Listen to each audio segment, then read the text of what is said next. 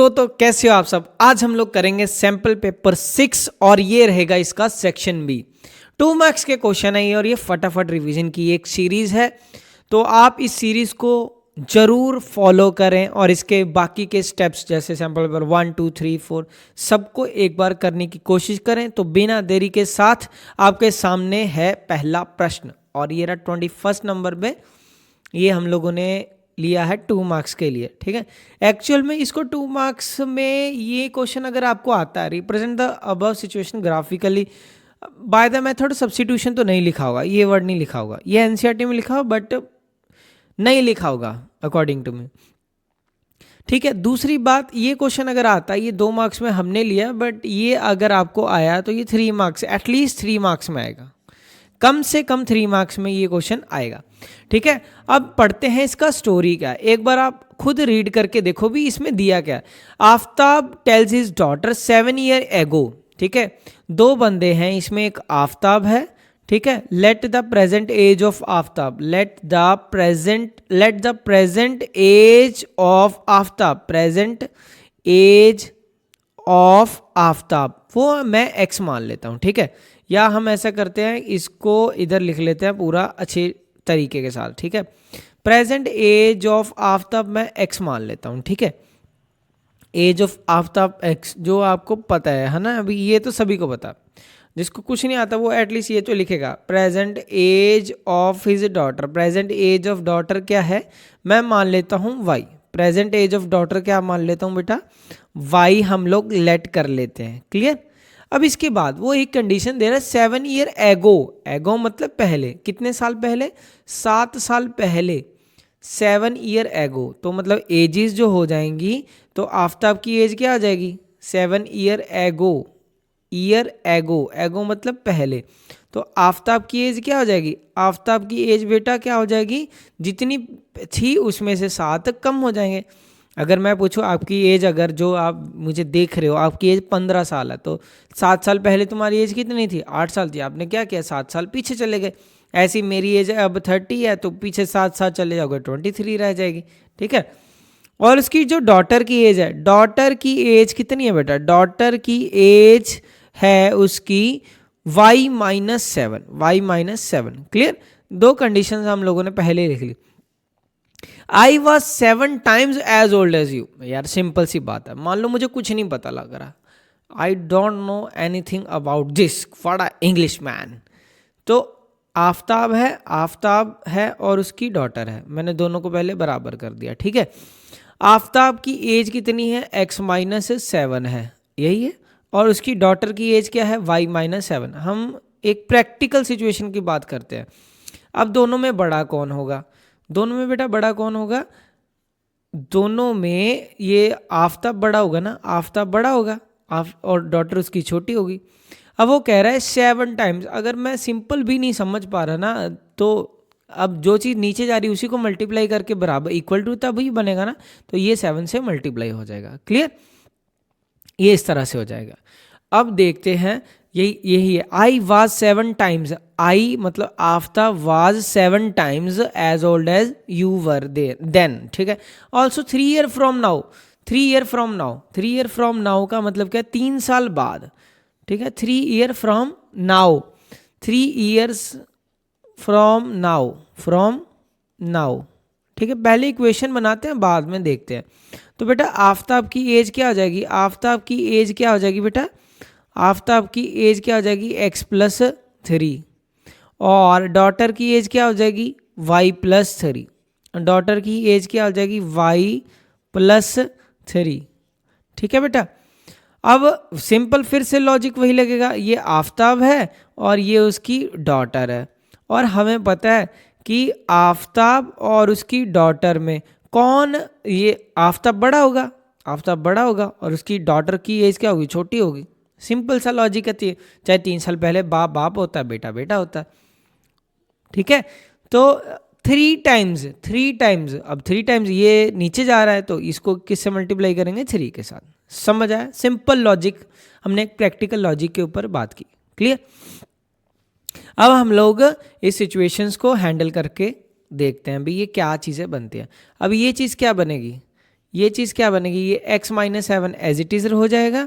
अब इसके बाद 7 इंटू वाई क्या हो जाएगा, 7y हो जाएगा, माइनस 7 इंटू 7 49 हो जाएगा। बेटा कितना हो जाएगा, 49।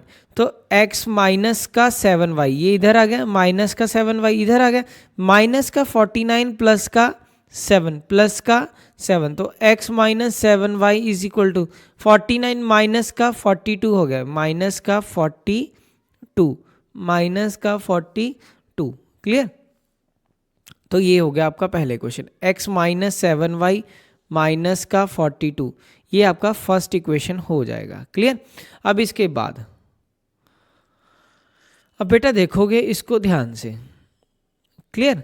तो जब हम इसको सॉल्व करेंगे तो ये क्या बनेगा, तो ये बनेगा बेटा x plus 3 as it is, x plus 3 as it is equal to 3 into y 3y हो जाएगा, प्लस 3 इंटू 3 क्या हो जाएगा, 9 हो जाएगा, 3 इंटू 3 क्या हो जाएगा, 9 हो जाएगा। तो x माइनस 3y, तो 9 माइनस 3, 9 माइनस 3 क्या हो जाएगा बेटा, 6 हो जाएगा, क्या हो जाएगा, और ये आपका 6 हो गया। तो x minus 3y is equal to 6 हो गया। तो ये बेटा आपका क्या होगा, सेकंड इक्वेशन होगा। क्लियर, इतना आपको क्लियर होगा। अब इन दोनों पे हम लोग लगाएंगे एलिमिनेशन मेथड और आपका क्वेश्चन हो जाएगा ये सॉल्व। क्लियर। ये दो इक्वेशंस रही हमारे पास, तो इसको सॉल्व कैसे करना वो आप देखोगे। ठीक है। तो x माइनस 7y माइनस का 42, x minus 3y is equal to 6। ठीक है। अब साइन को कर देंगे हम लोग चेंज, प्लस का क्या कर देंगे माइनस, माइनस का कर देंगे प्लस, प्लस का फिर कर देंगे हम लोग माइनस। क्लियर। तो ये कैंसिल हो जाएगा, माइनस 7 प्लस 3 माइनस का 4y, ये कितना हो गया, माइनस का 48 हो गया। तो ये कैंसिल हो गया, तो 12, तो y का वैल्यू कितना हो गया, 12 हो गया। y का वैल्यू क्या हो गया बेटा, 12 हो गया। क्लियर। y का वैल्यू 12। अब पुट करेंगे, ये सबसे इजी जो आपको दिख रही है उसमें पुट कर दो, मुझे तो यही दिख रही है, x minus 3y is equal to 6। Clear. x minus 3, y का वैल्यू कितना है, 12 है, इज इक्वल टू 6, 12 3 36 हो जाएगा। ये क्या निकल रहा है, x माइनस 3y 12 3 36 6 42 हो जाएगा। ये तो फिर 1 मिनट, ये क्या कर दिया हम लोगों ने, हाँ ठीक है, ठीक ठीक ठीक है, ठीक। तो ये x की वैल्यू क्या आएगी, 40, इधर आके प्लस हो जाएगा, x की वैल्यू 42। आफ्ताब बड़ा आना चाहिए था, बड़ा आया, और डॉटर की एज कम आई है। ठीक है, मतलब सही है हमारा। तो हमने क्या माना था, present age of Aftab x मानी थी। So present age of Aftab, present age of Aftab. वैसे यहाँ पे लिखा नहीं होगा, ये वर्ड की सब्स्टिट्यूशन से करो, क्योंकि वो आपको बस यही पूछना चाहता है प्रेजेंट एज निकालने का, आपको मतलब वर्ड प्रॉब्लम्स को सॉल्व करने का तरीके पता है। प्रेजेंट एज ऑफ आफ्ताब, अब दोनों में से x की वैल्यू बड़ी है, x क्या है, फादर है उसका, तो 42 ईयर्स का उसका फादर हुआ। ठीक है। और y की वैल्यू क्या है, 12 है।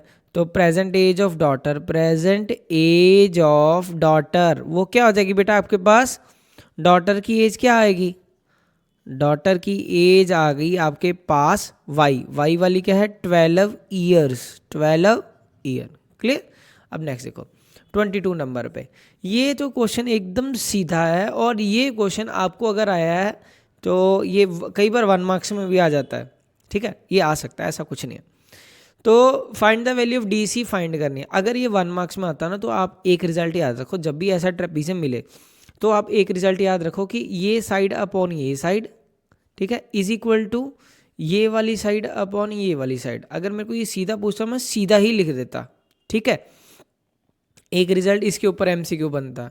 अभी क्या है, आपको ये याद रखना है, जब भी ट्रेपीजियम ऐसे बनाते हैं और ये डायगोनल इंटरसेक्ट करते हैं, तो ये और ये ट्रायंगल, ये दोनों ट्रायंगल सिमिलर हो जाती हैं। क्या हो जाती हैं, सिमिलर हो जाती हैं। अगर मेरे से ये 1 मार्क्स में पूछता, मैं देखता AO और BO, AO और BO ये 1 1 है, और OCO और OD ये 2 है। तो अगर AB की वैल्यू 4 है, मतलब ये जितने में चल रहा है ये उसके डबल में चल रहा है। ये उसके, ये वाली ट्रायंगल छोटी है, ये वाली ट्रायंगल उसके डबल में चल रही है। तो ऐसे ये 4 है, तो ऑटोमेटिकली इस 4 का डबल 8 आना था, पर मुझे पता है आपको चीज़ें नहीं समझ आई, इसीलिए मैं इसको 8 आंसर आना चाहिए। वो काफ़ी बच्चों को, जो स्मार्ट बच्चे हैं उनको आगे हो गए, नहीं पता लगा। वैसे तो तुम सभी स्मार्ट हो, ऐसा कुछ नहीं है। ठीक है, तो बट जिनको नहीं पता, तरीके नहीं पता, वही सिखाने के लिए हम लोग यहाँ पे बैठे हैं। क्लियर? तो आपको सिखाते होगा कैसे। पहले आपको क्या करना है, एक ट्रायंगल लेना है। पहले मैं ऐसे करता हूँ, ये चीज़ों को ना थोड़ा सा इस पेज से डिलीट कर देता हूँ। Delete this page. देखो साफ हो गया एकदम हमारे पास सारा कुछ। तो 22 नंबर को हम लोग करते हैं। सबसे पहले एक डायग्राम बनाएंगे अच्छी सी। ये रही आपके लिए डायग्राम, ठीक है। अब इसके बाद अब हमें पता, जो ट्रेपीजियम होता है, कोई भी ट्रेपीजियम होता है तो उसकी अपोजिट साइड क्या होती हैं, एक साइड, एक सेट पैरेलल होता है। एक और रिजल्ट बताऊं अच्छा सा, अगर इसकी नॉन पैरेलल साइड ट्रेपीजियम की इक्वल हो जाए ना, अगर ये वाली साइड इक्वल हो जाए ट्रेपीजियम, ये तो पैरेलल होती हैं, अगर ये नॉन पैरेलल साइड ट्रेपीजियम की इक्वल हो जाए ना, equal, if non parallel side of trapezium parallel भी, सॉरी इक्वल हो जाए, ये वाली और ये वाली इक्वल हो जाए, तो ये चीज़ एक साइक्लिक क्वाड्रिलेटरल बन जाता है। क्या बन जाता है? Cyclic quadrilateral. ये 9th क्लास में तुम्हें क्वेश्चन भी था। If non parallel side of trapezium are equal then prove that it is a cyclic. तो ये भी एक प्रॉपर्टी है, याद आ गया तो आपको बता दिया। तो ये साइड और ये साइड आपस में क्या है, गिवन है A B parallel C D. Given क्या है? A B parallel C D. Clear? कोई डाउट नहीं होना चाहिए। A B parallel C D हो गया। और टू प्रूफ क्या करना है आपको? टू प्रूफ बेटा, गिवन एक तो A B parallel C D होता है, ठीक है, और क्या दिया हुआ? A O by O C is equal to B O by O D. ये कितना दिया? 1/2। ठीक है। अब मेरी बात सुनो ध्यान से। अब ये दोनों ट्रायंगल, ये एंगल कौन से हो गए? वर्टिकली ऑपोजिट एंगल हो गए। और ये एंगल क्या कौन से हो गए? अल्टरनेट एंगल्स हो गए। ये अल्टरनेट हो गया ना, दो लाइनें पैरेलल है। तो आप ये बोल सकते हो कि टू प्रूफ करना क्या? Find the value of D सी।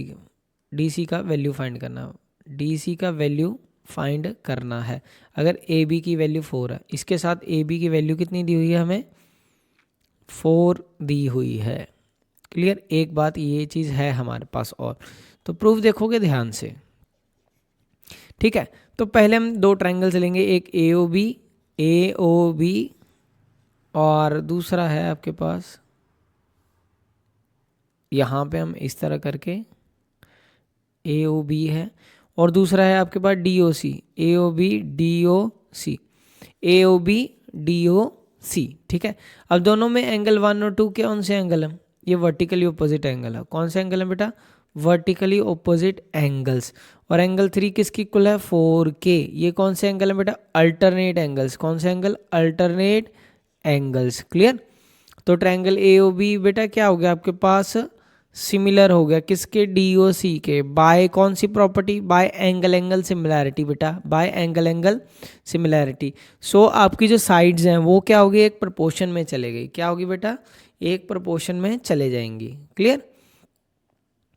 तो ये जब ये एक प्रोपोर्शन में चलेगा तो आप क्या लिख सकते हो इसको? एक प्रोपोर्शन में चलेगा तो आप ये लिख सकते हो ए ओ बाय ओ सी, ठीक है बेटा, O B by O D is equal to A B by C D. ये क्या हो गया? By C P S T हो गया, corresponding parts of similar triangles. Clear? अब इसके बाद आप कोई भी रेशो आप ले सकते हो और इसको सॉल्व कर सकते हो। सिंपल है, लॉजिक है।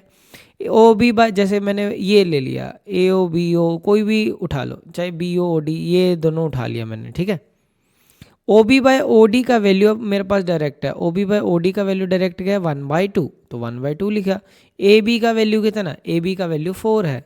मुझे कितना वैल्यू निकालना है? सी डी का। तो क्रॉस मल्टीप्लाई करोगे, मैंने पहले बताया था कि सी डी का वैल्यू कितना आएगा? 4 2 8 सेंटीमीटर। क्योंकि सिमिलर में उसने ये बताया है ना कि ये वाली जो ट्रायंगल है और ये वाली नीचे वाली ट्रायंगल, इसका प्रोपोर्शन 1:2 है।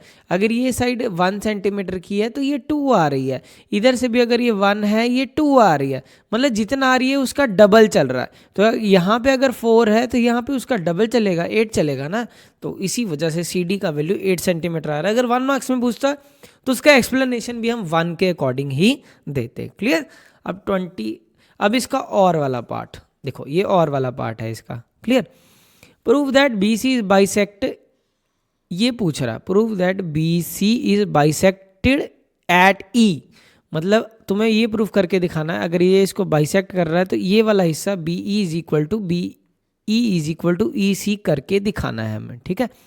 तो B is equal to E C अगर करके दिखाना है तो किस तरह से होगा, एक बार चेक करते हैं। कह रहे ए बी से एक आइसोसेलेस ट्रायंगल है, ठीक है। जहां से बोल रहा वहीं से शुरू करेंगे, जहां पे ये कहानी खत्म कर रहा हम कहानी वहीं से शुरू करेंगे। A B is equal to A C बोल रहा है, ठीक है। Given A B is equal to A C. अब प्रूफ देखो, प्रूफ में सीधा लिखूंगा मैं, A B is equal to A C लिख दिया मैंने, ठीक है, कोई बात नहीं, कोई इशू नहीं है, ठीक है। अब ए बी लाइन को तोड़ के क्या लिख सकता हूँ, ए बी यहाँ से लेके यहाँ तक है, तो मैं इसको ये लिख सकता हूँ ए डी ये रहा और ये प्लस बी डी। इसको मैं तोड़ के क्या लिख सकता हूँ, ए बी को क्या लिख सकता हूँ तोड़ के बेटा, A D plus B D, A D plus B D, ठीक है बेटा।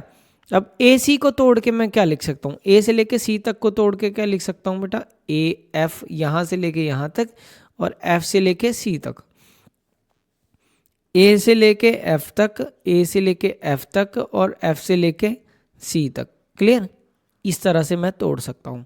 क्लियर। अब जो भी है टेंजेंट टू ए सर्कल जितने भी हो सारे लिख दो। अब ये ए से लेके डी ये वाली लाइन, ठीक है, ग्रीन कलर लेते हैं थोड़ा सा अलग हो जाएगा।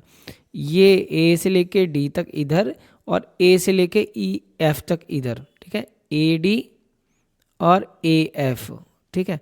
वैसे ही ये बी डी ये वाली चीज़, बी डी किसकी इक्वल है, बी ई के, बी डी किसकी इक्वल है, बी ई के। क्लियर बेटा। अब इसके बाद अब यहाँ पे सी एफ, ये सी एफ किसके इक्वल है, ई सी के, सी एफ किसके इक्वल है, ई सी के या सी ई। ये सारा क्यों है, tangent to a circle, tangent to a circle are equal, tangent to a circle are equal. Clear. अब मेरी बात सुनो, अब ए डी और ए एफ तुम्हारे पास क्या है, इक्वल है। ए डी किसके इक्वल है, ए एफ के, ठीक है। ए डी हमारे पास किसके इक्वल है, ए एफ के। ए डी अगर ए एफ के इक्वल है तो ए डी की जगह मैं क्या लिख सकता हूँ, A F plus B D मुझे चाहिए नहीं, मुझे आंसर में तो बी ई चाहिए। अगर बी डी नहीं चाहिए तो बी डी की जगह मैं क्या लिख सकता हूँ, बी ई, बी डी की जगह पे बी ई, ए डी की जगह पे ए एफ, ए एफ को ए एफ ही छोड़ देते क्योंकि सी कटिंग कर देंगे। एफ सी या सी एफ नहीं चाहिए तो सी एफ की जगह क्या लिख देंगे, सी ई। अब ये सारे क्या हो जाएंगे, कट जाएंगे, ठीक है। ये कट गया, ए एफ कट गया ए एफ के साथ, तो B E is equal to क्या हो गया, सी ई। तो B is equal to C आपका प्रूफ हो गया।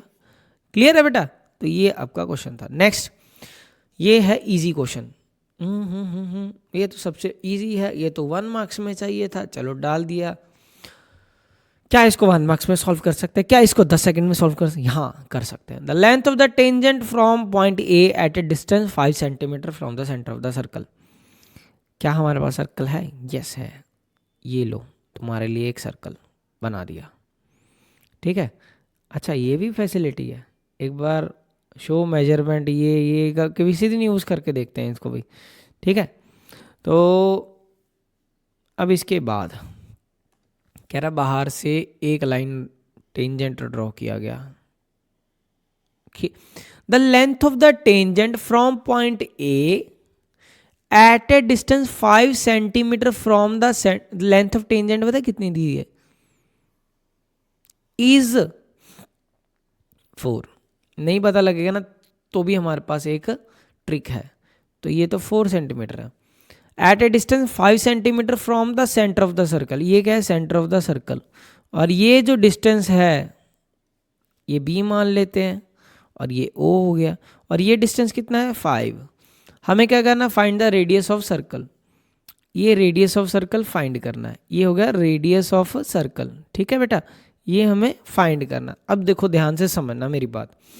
मान लो मुझे ये नहीं पता लग रहा कि, अब मैं कंफ्यूज हो गया, रेडियस तो फाइंड करना है। ये एंगल 90 डिग्री है ना, और हमें पता है कि 90 डिग्री का ऑपोजिट हमेशा क्या होता है, हाइपोटेन्यूस होता है। और ये भी बात पता है कि हाइपोटेन्यूस लॉन्गेस्ट होता है, ये बात पता है ना। 4 और 5 है तो 4 और 5 में सबसे बड़ा 5 है, तो ये वाली साइड तो 5 ही होनी चाहिए ना, तो ये 5 है। ख़त्म। और ट्रिपलेट लगेगा 3 4 5, काम ख़त्म, ओ बी की वैल्यू 3 आ जाएगी। ठीक है, तो एक बार लिख के दिखा दोगे कि एंगल, कई बार ऐसे ऐसे क्वेश्चन डाल देता है वो, एंगल बी का वैल्यू क्या है 90 डिग्री। वैसे ये क्वेश्चन तुम्हें 1 मार्क्स में ही दिखेगा, इससे ज़्यादा नहीं है नहीं। Radius is perpendicular to tangent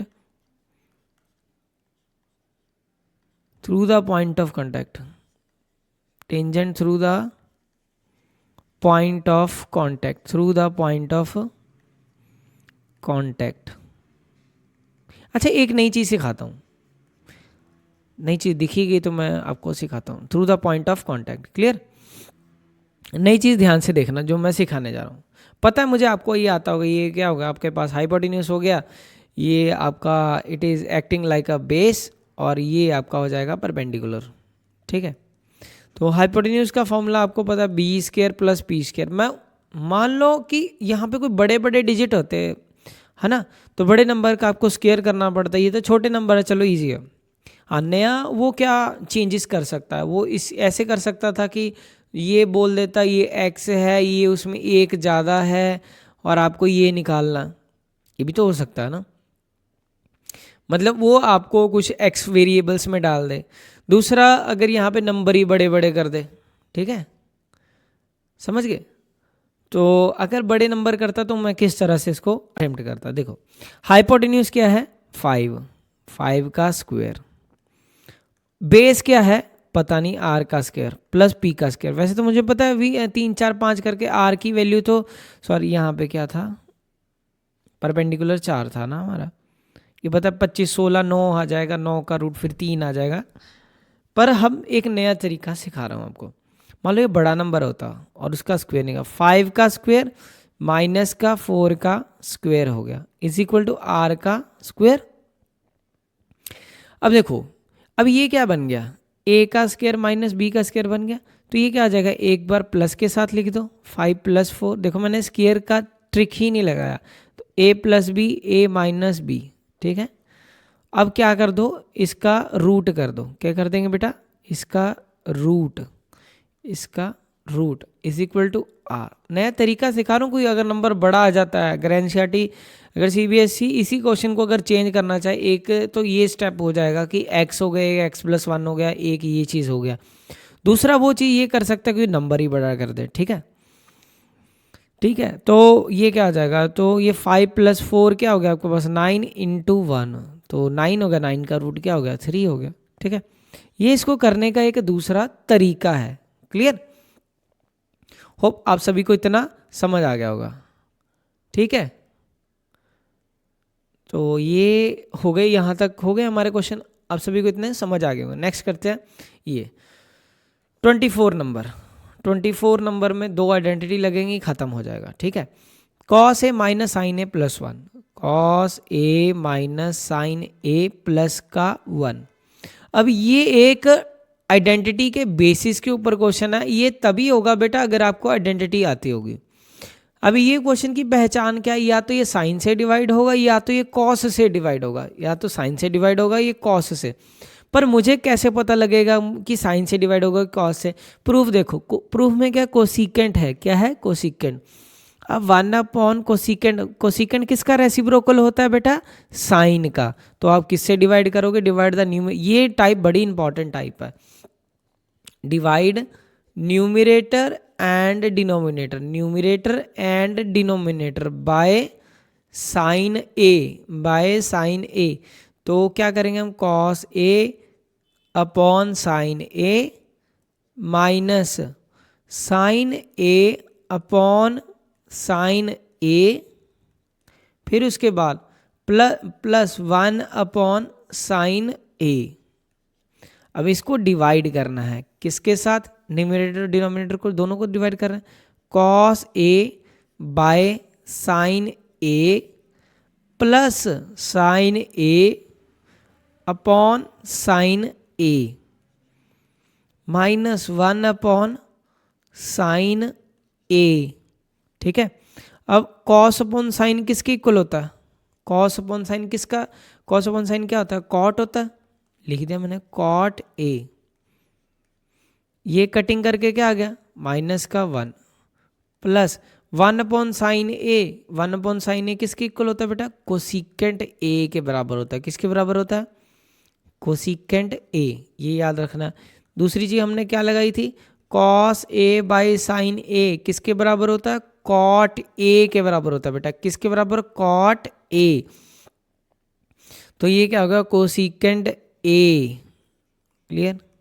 नीचे cos upon sine, cos upon sine क्या है? कॉट A प्लस, ये कटिंग करके क्या आ गया? 1 प्लस का 1 माइनस का 1/sin A माइनस का कोसिकेंट A। क्लियर बेटा?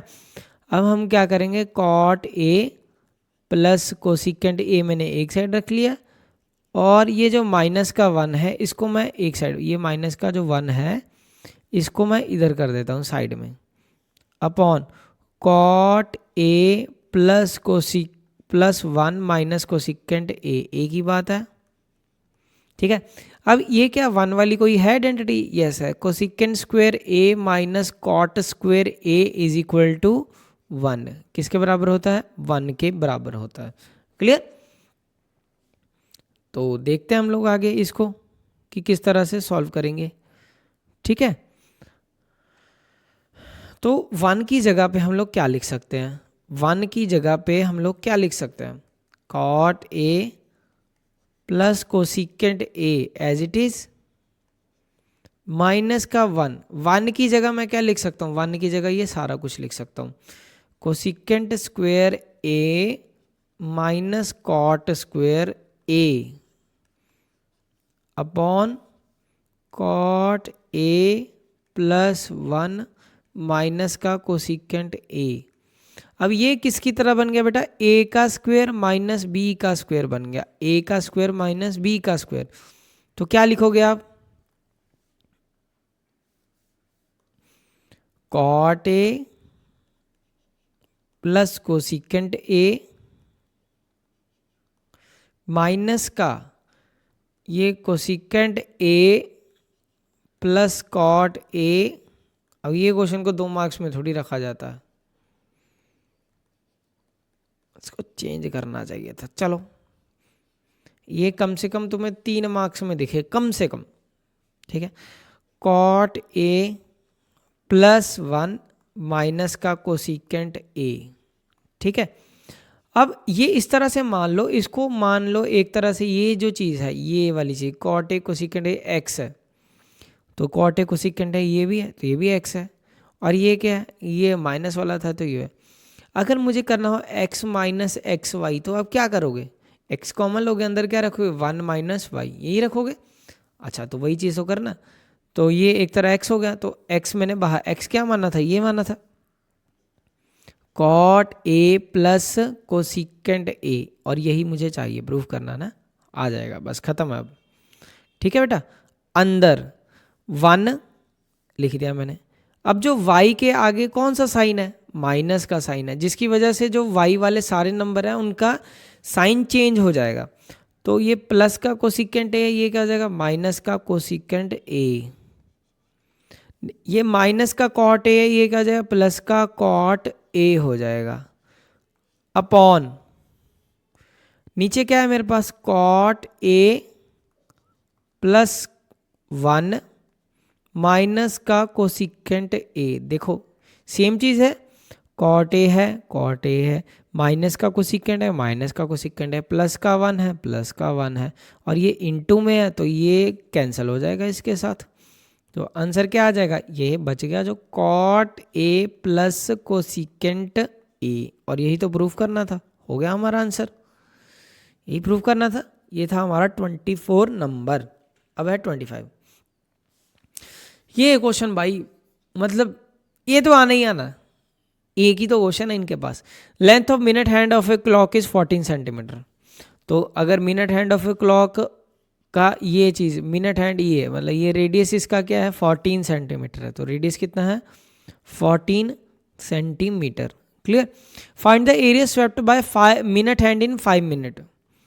तो 5 मिनट में कितना? पहली बात, जब ये घड़ी 60 मिनट पूरा घूमती है तो 60 मिनट, अब एरिया के लिए फॉर्मूला मुझे चाहिए, एरिया तो ये जब मिनट हैंड वाली सुई जब 5 मिनट में घूमेगी तो ये इधर इतना घूम जाएगी, तो ये एक सेक्टर की तरह बन जाएगा। तो एरिया ऑफ सेक्टर क्या होता है? Theta by 360 pi R square, यही होता है, theta by 360 pi R square. पर थीटा ही नहीं है अपने पास, तो थीटा है नहीं ना, नहीं है। तो 60 मिनट में कितने डिग्री बनाता है? 60 मिनट में 360 डिग्री। तो 1 मिनट में बेटा, 1 मिनट में कितना? 360 बाय 60, ठीक है। तो हमें कितने मिनट में निकालना, मतलब 1 मिनट में 6 डिग्री होता है। 1 मिनट में कितना होता है? 6 डिग्री। ये तो वैसे याद रखना चाहिए तुम्हें, 6 डिग्री पर मिनट, ठीक है। कि इसकी जो चाल होती है वो दूसरा क्या है, अगर इसकी बात करें तो 1 घंटा, अगर आर हैंड की बात करें तो 1 आर 360 डिग्री, 360 डिग्री पर आर, ठीक है। तो ये 6 डिग्री पर मिनट है, तो ये आपको याद रखना चाहिए कि 1 मिनट में कितना चलती है ये? 6 डिग्री। हमें कितने में निकालना है? 5 मिनट में, क्योंकि हमारा क्वेश्चन जो ऊपर वाला है 5 मिनट में है। तो 5 मिनट में 5 × 6 कितना हो गया? 30 डिग्री। तो थीटा कितना आ गया आपके पास? 30 डिग्री। थीटा की जगह पे हम क्या पुट करेंगे? 30 डिग्री अपॉन 360 पाई।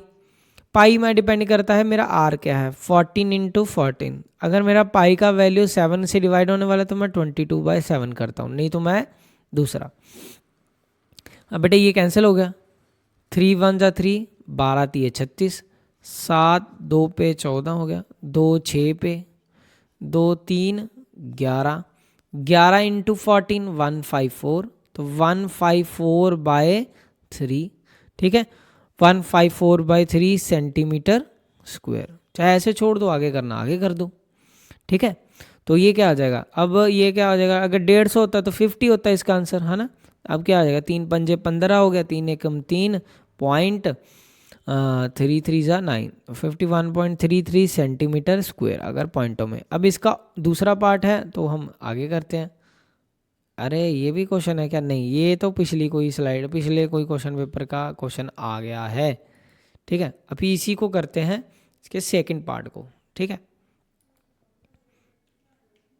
कई बार वो क्वेश्चन सेम ही इस तरह से बोल देता है, ये इस तरह से, जैसे उसने बोला 5 मिनट, अब इसमें मिनट बताने पड़ेंगे पहले। थीटा इसमें कितना, रेडियस कितना है? 10 सेंटीमीटर, रेडियस कितना है? 10 सेंटीमीटर। पर इसमें 9 बजे से लेके 9:35 तक तो कितने मिनट हुए? 35 मिनट हुए। कई बार इसी चीज़ को ऐसे बोल देता है 9:10 से 9:36 तक, ठीक है, तो 26 मिनट हुए। तो ऐसे कई बार पूछता। तो अभी हमें 35 मिनट में निकालना। अभी हम लोगों ने देखा था 6 डिग्री पर मिनट है ना। तो देखो, तो एरिया ऑफ सेक्टर का फॉर्मूला, एरिया ऑफ सेक्टर का फॉर्मूला क्या है हमारे पास बेटा? Theta by 360 pi R square, pi R का स्क्वेयर, ठीक है। तो 60 डिग्री 60 मिनट में, सॉरी 60 मिनट में कितना डिग्री? 360 डिग्री। तो 1 मिनट में 360/60, ठीक है। तो कटिंग करके कितने डिग्री आ गया? 6 डिग्री आ गया। 1 मिनट में 6 डिग्री। और हमें कितने मिनट में निकालना है? 35 मिनट में। तो 35 मिनट में कितना हो जाएगा? 35 × 6। अभी मैं इसको भी नहीं मल्टीप्लाई करूँगा, इसको ऐसे ही छोड़ दूंगा। क्यों? मैं बताता हूँ इसको क्यों मल्टीप्लाई करूँ यार। 35 × 6 ही छोड़ता हूँ, क्योंकि यहाँ पे कटिंग ही तो होनी है एंड में। मान लो आज ये 35 × 6, कल कुछ और हो, ठीक है। थीटा की वैल्यू क्या है? 35 × 6,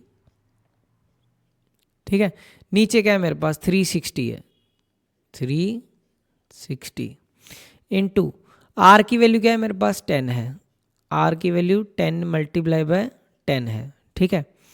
अगर 22/7 पुट करें तो भी कोई है नहीं, हो जाएगा तो भी हो जाएगा, क्योंकि ये 7 से कटने वाली कोई चीज़ है ऊपर। तो 22/7 3.14 से भी हो जाएगा, कटिंग तो होना ही है। तो पहले ये 0 से ये 0, 6 6 1 = 6, 6 6 = 36, 7 पंजे 35, ठीक है। और 2 3 6, 2 11 पे 11 इंटू 5 55, 550/3, ठीक है। पहले 3 1 जा 3 हो गया, ठीक है।